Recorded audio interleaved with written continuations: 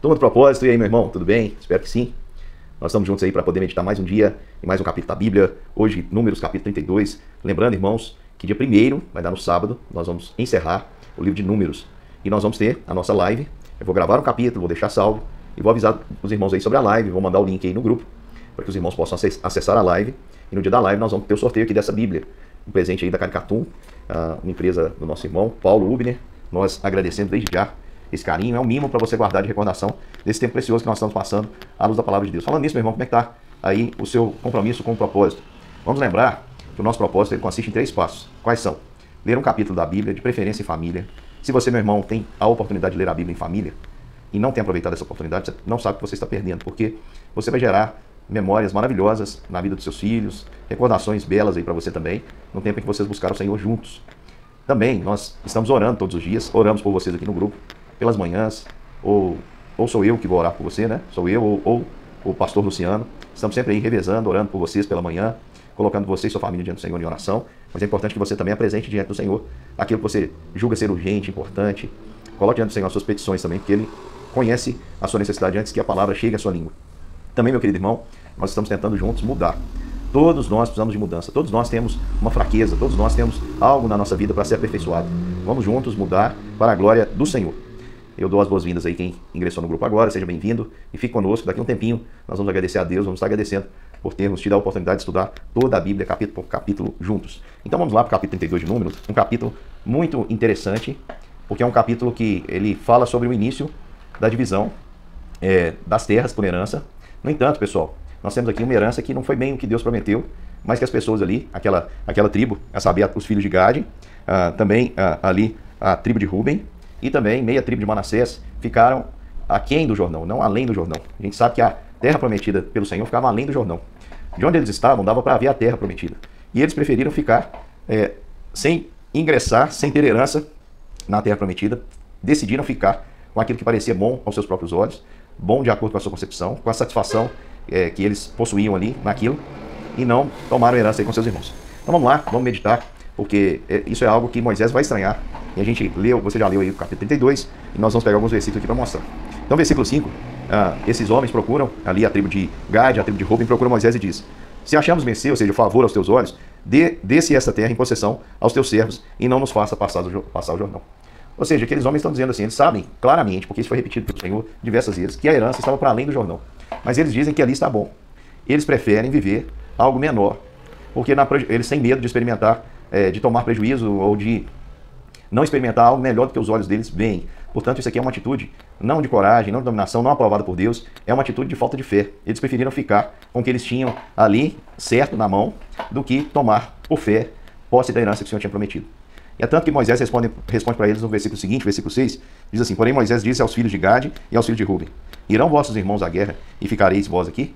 Moisés está dizendo: olha, nós estamos vindo de um momento de desobediência que nos custou 40 anos, montando e desmontando acampamento, retornando lá perto do Egito, sendo um povo sem terra no meio do deserto, dependendo do Senhor todos os dias para nos sustentar. E vocês estão agora à porta novamente da entrada da terra prometida, e vocês vão fazer isso? Vão se furtar e subir à guerra?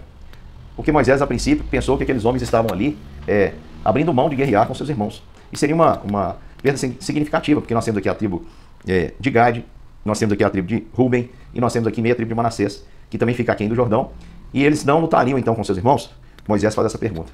Então, queridos, o que a gente precisa saber é o seguinte: as pessoas não gostam daquilo que lhe custe algo, né? Se a gente pudesse descrever as orações que as pessoas fazem hoje de consagração ao Senhor, é mais ou menos assim: Senhor, eis-me aqui, envia outro, ou então envia-me a mim desde que isso não me custe nada. Porque aquilo que custa esforço, as pessoas estão correndo, não querem. E aqui Moisés teve essa impressão que eles estavam fugindo, mas na verdade eles não estavam fugindo. Eles estavam, na verdade, escolhendo aquilo que o coração deles tinha concluído que era o melhor para eles. Eles perceberam que aquela terra era uma terra boa para gado, eles criavam gado, então eles queriam ficar com aquela terra ali. Não precisavam, eles se contentaram com o que eles achavam que era bom e não quiseram arriscar, experimentar o excelente que Deus tinha, uma terra muito mais preciosa, que manava leite e mel, onde eles ficariam reunidos com seus irmãos. Eles preferiram ficar separados com aquilo que na concepção deles eles julgavam ser suficiente. E Moisés diz: olha, essa atitude de vocês não é boa, porque vocês desencorajam os israelitas de entrar na terra que o Senhor lhes deu, porque aqui no versículo 7 ele diz, olha, por que pois desanimais o coração dos filhos de Israel para que não passem a terra do Senhor que ele deu? Moisés estava comendo aquela cena repetir, lembra dos espias que não quiseram subir, somente Josué e Caleb, e por isso o povo desanimou e o Senhor se irou com eles. E Moisés aqui mais uma vez está com medo dessa cena se repetir, porque eles estão ali à porta de entrada, de atravessar o Jordão, e vem Gade, vem Ruben e meia tribo de Manassés e decidem ficar aquém do Jordão. Então Moisés diz, olha, essa atitude de vocês vai desanimar, desencorajar os outros israelitas que tentam buscar a promessa. E é verdade, irmãos, quando nós estamos em um ambiente onde algumas pessoas estão tentando viver a vontade de Deus por completo, estão tentando, né, como a gente usa a expressão, se colocar no centro da vontade de Deus, pedir a Deus que o reino dele venha, que a vontade dele seja feita na terra como é no céu, e a gente esbarra em alguém que não quer viver a plenitude, não quer viver o reino de Deus aqui na terra, que o só contemplar, o só estar perto, o só de alguma maneira experimentar através do convívio, mas sem frutificar, já está bom, isso desanima muito a gente. Isso desanima muito, por quê? Porque você quer que a pessoa combata o bom combate que você tem combatido. E aquela pessoa não sabe entender a importância daquilo ali. Quantos são os que gastam a sua vida combatendo combates que o Senhor não nos chamou para combater? Quantas são as pessoas que gastam a sua vida com agendas inúteis, que não foi o Senhor que marcou, vivendo agendas aí de formigas, vivendo aí situações onde realmente a gente pode dizer assim, não tem significado, não tem sentido nenhum. Mas as pessoas gastam a sua vida com aquilo ali e acham que está ótimo. E quando você olha para aquelas pessoas, você não entende a motivação daquelas pessoas e se contentar com tão pouco, porque você quer o melhor de Deus. E ao mesmo tempo você fica desmotivado porque você não consegue fazer essa pessoa entender, por sua própria força, por seu próprio conhecimento, você não consegue levar essa pessoa ao entendimento de que aquilo ali é o melhor para ela. Portanto, tais atitudes assim, de não querer viver a plenitude do reino, de não querer viver aí a vontade de Deus, estar sendo a vontade de Deus, desanima realmente aqueles que buscam. E aí, Moisés lembra, olha, versículo 8 e 9, ele diz, assim fizeram os vossos pais, quando eu os enviei a Cades Barneia, ao ver essa terra, chegando eles do vale de Escol e vendo a terra, desencorajaram o coração dos filhos de Israel, para que não viessem à terra que o Senhor lhes tinha dado. Então ele está dizendo, olha, vocês vão repetir o erro dos seus pais. Por quê? E por que é importante a gente ler esses versículos? Porque tem tanta gente que não aprende com os erros dos pais, vê os pais não vivendo o centro da vontade de Deus, não vivendo para Deus, não experimentando o que Deus poderia fazê-los experimentar aqui na terra, gastando a sua vida com aquilo que é inútil, gastando a sua vida com aquilo que é passageiro, aquilo que é transitório, e não vivendo os desígnios eternos de Deus. E a gente não aprende. A gente vê os nossos pais errando, muitas vezes vê os antepassados aí morrendo em tristeza, em angústia, realmente assim, vamos dizer, com um sentimento de inutilidade. E o que nós fazemos? Nós simplesmente imitamos. Nós simplesmente fazemos as mesmas coisas, seguimos os mesmos passos. E aí Moisés vem dizer, olha, seus pais erraram, sofreram a consequência, vocês sofreram as consequências. Por causa do erro dos seus pais, vocês viveram 40 anos no deserto, vocês querem repetir.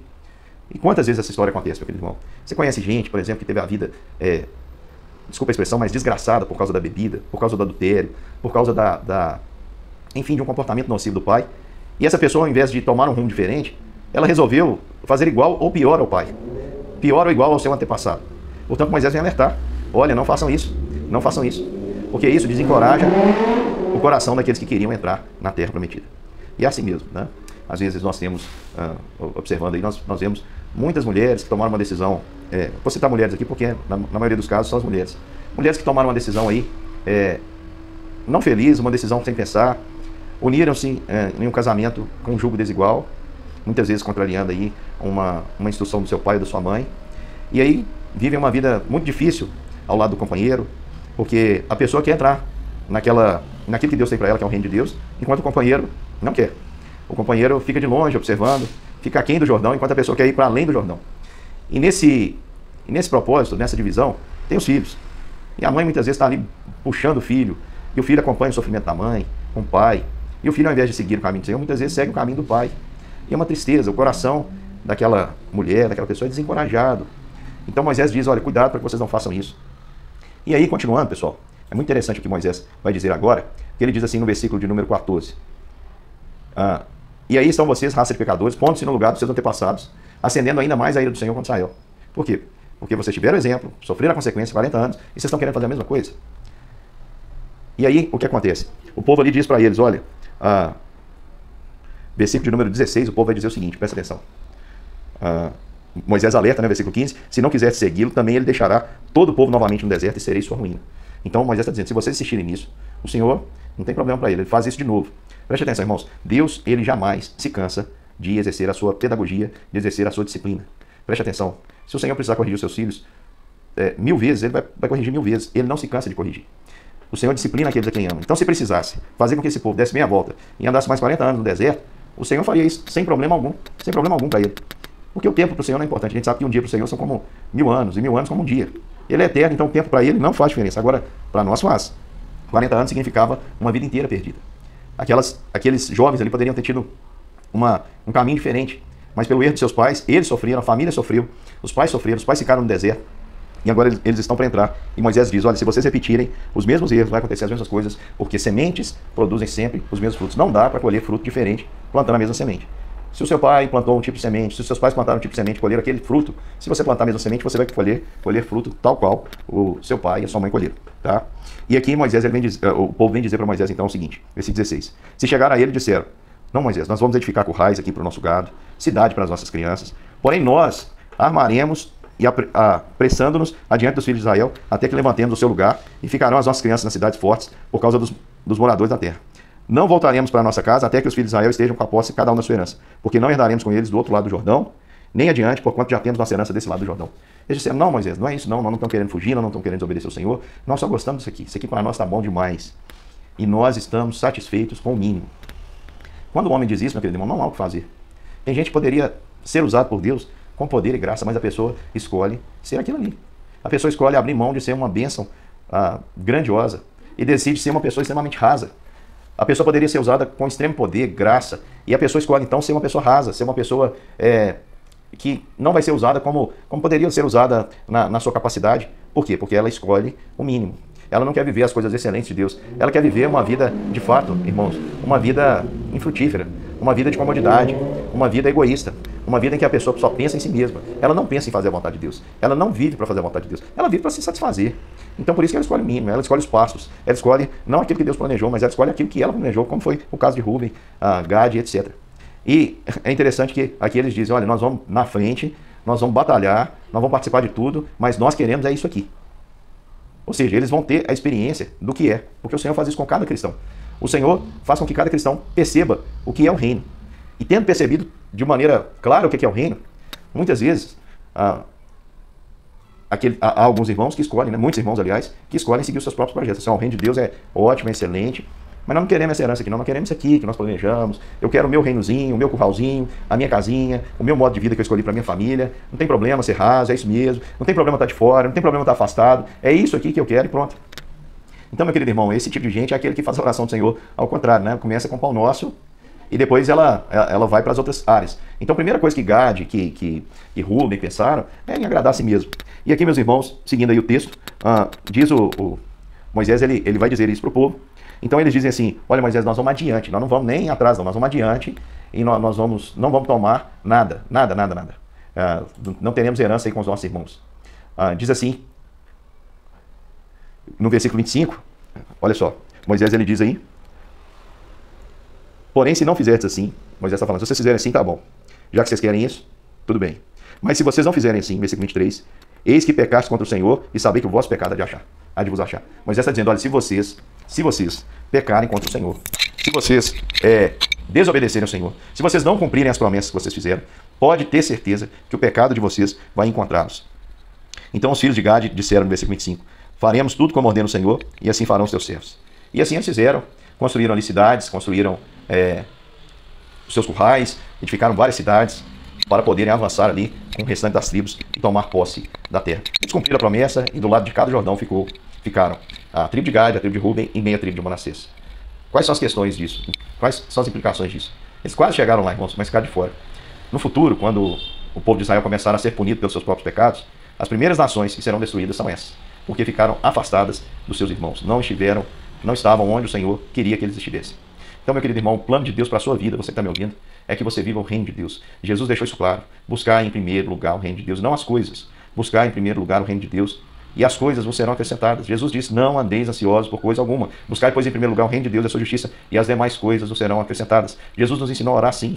Pai nosso que estás no céu, santificado seja o teu nome. Venha o teu reino, seja feita a tua vontade. Depois é que nós falamos aí sobre o pão nosso de cada dia nos dá hoje. Primeiro o reino, depois as nossas necessidades. Gade, Rúben e Manassés confundiram as coisas e escolheram primeiro as necessidades e depois o reino. Eles disseram, nós vamos até ajudar o reino, mas nós vamos voltar para cá, porque aqui é o lugar de satisfazer as nossas necessidades. E, meu querido irmão, o reino não existe para satisfazer as suas necessidades. O reino de Deus existe para que a gente possa glorificar o nome de Deus. E enquanto nós glorificamos o nome de Deus, podemos contar com o Senhor nessa promessa que Ele fez, que as coisas que precisarmos nos seriam acrescentadas. Meu querido irmão, eu espero que você não se contente com o mínimo. Que você não seja alguém que se contente em simplesmente existir. Eu espero que você seja alguém que não se contente com o ciclo natural da vida, que é comer, dormir, procriar, tentar adquirir algum bem. Mas eu espero que você seja de acordo com o propósito que Deus criou. Um ser espiritual. Alguém que Deus colocou na face da terra para fazer a vontade de Deus. Para representar as coisas lá do alto, onde Deus está. Para fazer a diferença aqui na terra. Para representar, de fato, a cidade para a qual você está marchando. Você não é daquém do Jordão. Você está para além desse rio. Você não é desse mundo. Você está para além desse mundo. Não ameis o mundo, nem as coisas que há no mundo. Se alguém amar o mundo, o amor do Pai não pode permanecer nele. Então, meu querido irmão, não tem como amar os dois. Não tem como amar o Senhor e as suas próprias necessidades. Não tem como amar o Senhor e as riquezas. Se você escolher amar as riquezas, você já escolheu a quem amar. Você já escolheu o seu Deus, é Mamon, é a riqueza. Eu espero ter contribuído com você de alguma maneira, para o seu entendimento. E amanhã nós nos encontramos para continuarmos aí a meditar em todo esse livro de números e fechar com chave de ouro no sábado. Um grande beijo e até mais.